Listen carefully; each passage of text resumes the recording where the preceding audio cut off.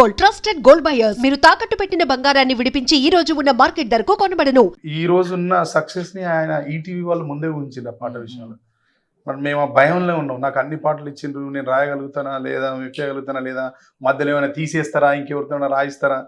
నాకు ఎప్పుడు అటువైపు ఉండే కానీ రైటింగ్ నాకు ఇచ్చినప్పుడు రాసేసిన అయిపోయింది, అందరికి నచ్చింది, షూటింగ్ పోయింది. కానీ అది చూసినప్పుడు బాగా అనిపించింది. ఈ రోజు ఈటీవీ వాళ్ళ నమ్మకం అనేది ఇక్కడ కనబడుతుంది, ఈ సక్సెస్ లో కనబడుతుంది. వాళ్ళు చాలా షార్ప్, చాలా స్పీడ్, చాలా ఎర్లియస్ట్ గా ఏ విషయాన్ని అయినా అంచనా వేయగలుగుతారు వాళ్ళు. ఈటీవీ విన్ లో ఉన్న యంగ్ టీమ్ అంతా వెరీ టాలెంటెడ్. సాయి గారు కానీ, నితిన్ గారు కానీ, తన్మయ్ గారు కానీ, వాళ్ళ బ్యాచ్ అంతా చాలా, అదొక డిఫరెంట్ బ్యాచ్. వాళ్ళు అంచనా వేసిండ్రు దర్శన్ ఇది హిట్ అయిద్దని. ఆ తర్వాత బన్నీ వాసు సార్ మాట్లాడిన తర్వాత అనిపించింది. ఆ రోజు ఒక event, first press meet, cinema announcement రోజు ప్రసాద్ ల్యాబ్ లో సార్ మాట్లాడారు. అప్పుడు అనిపించింది బన్నీ వాసు సార్ని, వంశీ నందిపాటి గారిని మనం మెప్పించగలిగింది మన పాట అంటే ఇది డెఫినెట్ గా హిట్ అయిద్దని అక్కడి నుంచి నమ్మకం వచ్చింది సార్. రిలీజ్ అయిన తర్వాత ఇప్పుడు దాన్ని లిటరల్లీ ఎంజాయ్ చేస్తున్నాం అందరం. సురేష్ కి నాకంటే ఎక్కువ మెసేజ్ వచ్చింది సార్. ప్రిపేర్ చేశారు అంటే బిల్డప్. కొన్ని సాంగ్స్ ఏంటంటే డైరెక్ట్ లిరిక్స్ తో స్టార్ట్ అవుతుంది.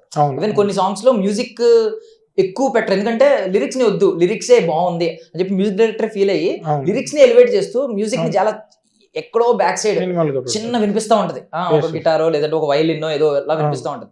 సో మీరు దీనికైతే ముందే బిల్డప్ క్రియేట్ చేస్తూ, ఈవెన్ ఆ డైలాగ్స్ నుంచి స్టార్ట్ అయింది, అలా క్రియేట్ చేస్తూ హైప్ ఇస్తూ ఆ హైప్ మ్యాచ్ అయింది అనమాట ఒక్కసారి ఆ లిరిక్స్ ఎలా వచ్చి. సో మీ జర్నీ అంటే మీరు ఆలోచించినప్పుడు ఈ డైలాగ్ కూడా ముందే చెప్పారా? ఈ సాంగ్ లో ఇప్పుడు రిలీజ్ చేసిన సాంగ్ లో డైలాగ్ నుంచి స్టార్ట్ అయింది. సో ఇలాగే అనుకున్నారా ప్లాన్ చేసుకుని? యాక్చువల్లీ అది సినిమాలో ఆ సీన్ తర్వాతే సాంగ్ స్టార్ట్ అవుతుంది.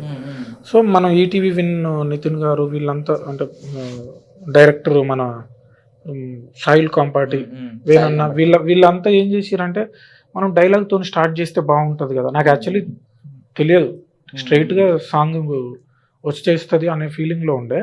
బట్ ఈ డైలాగ్ తోని మనం రిలీజ్ చేస్తే ఇంకా కనెక్ట్ అవుతారు కదా, చూసే వాళ్ళకి ఇంకెక్కువ ఇదవుతుంది కదా అని చెప్పి డైలాగ్ అనే ఐడియా డైరెక్టర్ సాయిల్ కాంపాటిదే.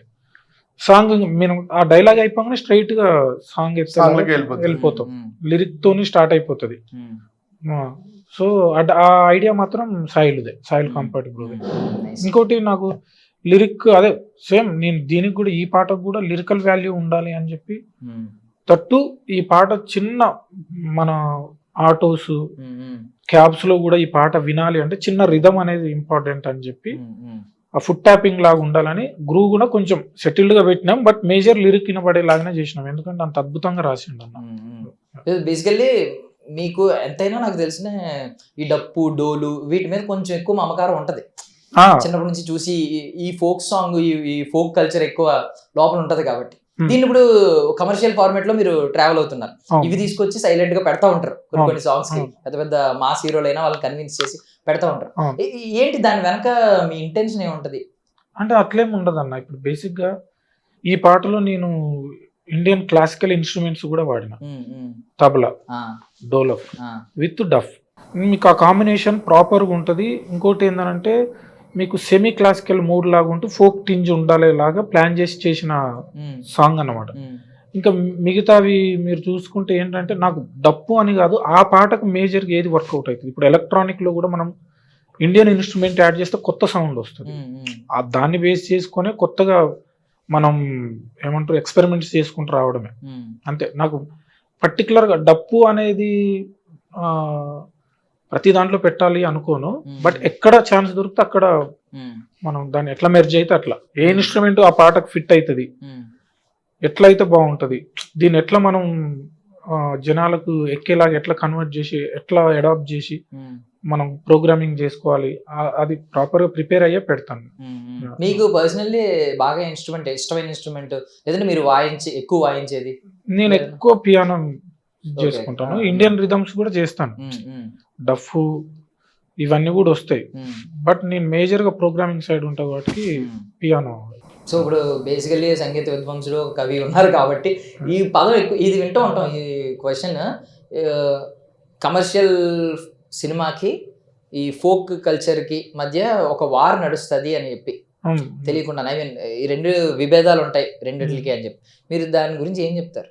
ఏం లేదన్న, అవి జనంలో నుంచి వచ్చిన పాటలు, వాళ్ళ మధ్యలో తిరిగిన పాటలు, వాటికి కొత్తగా ఆర్కెస్ట్రేషన్ చేసి వాళ్ళ మధ్యలో కుదిరితే వాళ్ళు విన్న పాటలు కాబట్టి తొందరగా అడాప్ట్ చేసుకుంటున్నారు. ఇంకోటి ఏంటంటే వాళ్ళకు చాలా అర్థమయ్యేలాగా ఉంటాయి, వాళ్ళకి చాలా దగ్గర ఉంటాయి ఆ పాటలు. సో వాటిని ఎక్కువ రిసీవ్ చేసుకుంటారు. సినిమా మ్యూజిక్ ఏందనంటే అక్కడ ఏందనంటే అక్కడ మన ఇష్టం, మనకి ఏది అనిపిస్తే అది చేయొచ్చు. వాళ్ళకి అనిపించింది చేస్తారు, నాకు అనిపించింది నేను చేస్తాను. అందుకే ఇండిపెండెంట్ మ్యూజిక్ అనే పేరు వచ్చింది. ఇండిపెండెంట్ గా చేసేసుకుంటాం. ఇక్కడ ఏంటంటే సినిమాకి రిలేటెడ్ గా చేయాలి, సినిమాకి ఏం అవసరమో చేయాలి, సినిమాలో సినిమా సిచ్యువేషన్ కి తగ్గట్టు చేయాలి. సో దట్టు మళ్ళీ ఆడియన్కి నచ్చేలాగా చేయాలి. ఇక్కడ కొంచెం ఎక్కువ స్ట్రెస్ ఉంటుంది, ఎక్కువ వర్క్ ఉంటుంది, ఎక్కువ ప్రెషర్ ఉంటుంది, అన్నీ ఉంటాయి ఇక్కడ. సో ఇది సినిమాలో కథలో భాగంగా చేయాలి. అక్కడ ఏందనంటే ఇండిపెండెంట్ మ్యూజిక్ వాడే కథ వాడే అల్లుకుంటాడు. ఆ టైంకి ఇప్పుడు అక్కడ చూసిండు, ఇప్పుడు సురేందర్ అన్న ఉన్నాడు, అమ్మ పాడే పాట అని పెద్ద హిట్.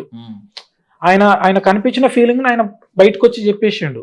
అక్కడ ఎవడు ఆపేటోడు లేడు, ఇది ఎందుకు అట్లా అని ఏం లేదు. సో అది జనంలో ఉంటుంది, జనానికి నచ్చింది, వాడికి నచ్చింది, వానికి అనిపించింది చేస్తాడు. అది ఎక్కువ రీచ్ ఉంటుంది అని నా ఫీలింగ్. ఇది సిచ్యువేషన్ బట్టి, కథకు బట్టి, కథకి ఏం కావాలో, కథలో ఉన్న సిచ్యువేషన్స్కి ఏం కావాలో, ఎట్లా చేయాలో అట్లా చేస్తారు అనే అంతే డిఫరెన్స్ నాకు తెలిసి. ఎందుకంటే ఇప్పుడు ఈక్వల్గా వెళ్తుంది, యుద్ధం అని ఏం లేదు, ఎవరి సక్సెస్ వాళ్ళు చేసుకుంటూ వెళ్తున్నారు. సినిమా సాంగ్స్ కూడా ఈక్వల్ గా హిట్ అవుతున్నాయి, మిలియన్ వ్యూస్ వెళ్తున్నాయి. ఈవెన్ ఇప్పుడు థింగ్ ఏంటంటే ఫోక్ సాంగ్ ఎప్పుడైతే రీమిక్స్ చేసి పెడుతున్నారో దానికి అటెన్షన్ వచ్చిన సినిమాలు చాలా ఉన్నాయి. అంటే ఆ ఫోక్ సాంగ్ అన్ని సాంగ్స్ ని డామినేట్ చేసి హైలైట్ అయిన సాంగ్స్ కూడా ఉన్నాయి. ఆల్రెడీ విన్న పాటనే రీమిక్స్ చేసి పెట్టిన కమర్షియల్ సినిమాలు, 100 కోట్లు వచ్చిన సినిమాలు కూడా ఉన్నాయి. సో ఇప్పుడు బేసికల్లీ ఏంటంటే ఈ మన అన్న సాంగ్స్ చూసుకున్నాం, ఫోక్ సాంగ్స్ లో ఎక్కువగా ఏంటంటే వ్యూస్ ఎక్కువ కనిపిస్తాయి, అంటే ప్రజలు ఆదరిస్తున్నట్టు లెక్క. దాన్ని డైలీ వింటున్నారు ఏదో ఒక సందర్భంలో. ఇప్పుడు అమ్మ పాటే ఉంది, 100 మిలియన్ క్రాస్ చేసింది. ఇప్పుడు ఒక సినిమా 100 మిలియన్ వ్యూస్ క్రాస్ చేసిందంటే ఒక సినిమా పాట వాళ్ళు చాలా పెద్ద సంబరాలు చేసుకుంటారు లిటరల్లీ. సో ఇలా చూసుకున్నా జానపదంకి పెద్దపీట వేస్తున్నారు అసలు.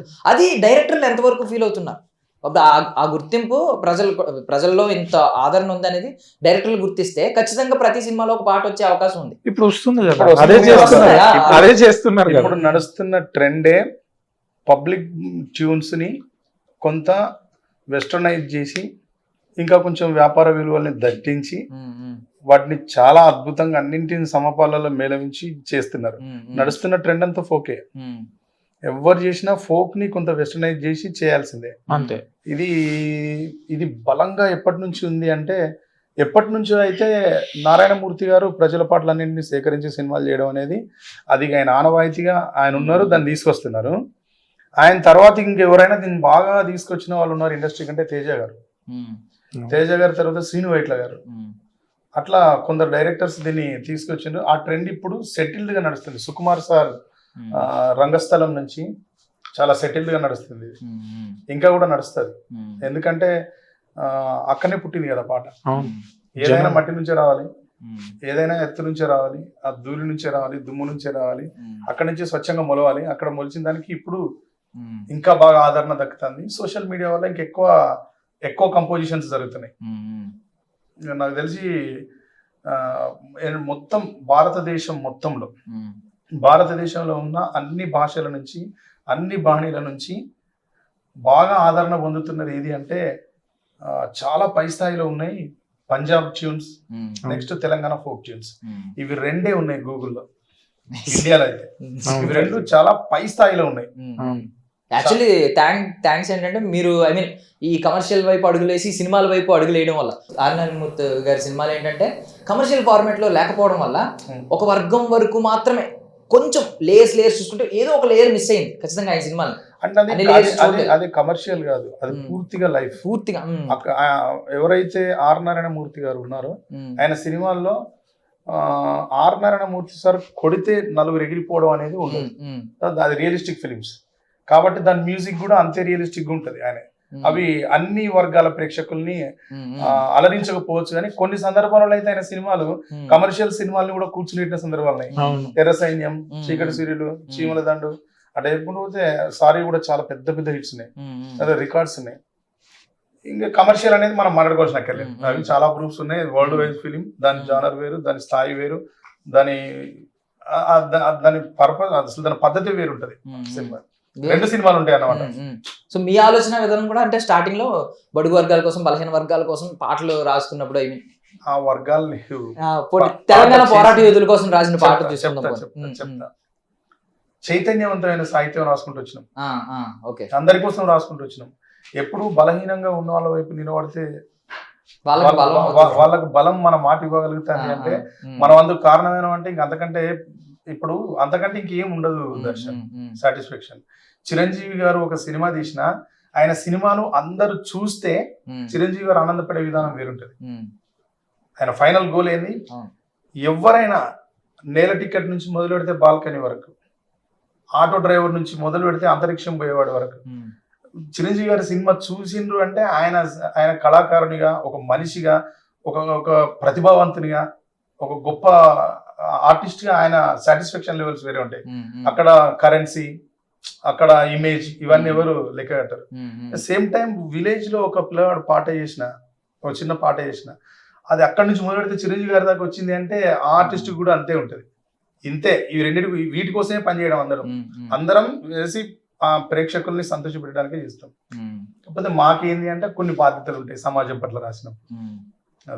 సో మీకు నంది అవార్డు తెచ్చిపెట్టిన పాట ఈవెన్ ఆర్ నారాయణమూర్తి గారు కూడా తీసుకుని మళ్ళీ ఆయనకి ఎన్నిసార్లు నమస్కారాలు పెట్టినా, ఆయనకి ఎన్నిసార్లు కృతజ్ఞత చెప్పినా ఈ జీవితాంతం నేను ఆర్ నారాయణమూర్తి గారి రుణం తీర్చుకోలేనండి. ఆయన నేను ఆ పాట రాసినప్పుడు విని చూసి ఒక మాట అన్నట్టు నా జీవితంలో మర్చిపోందని.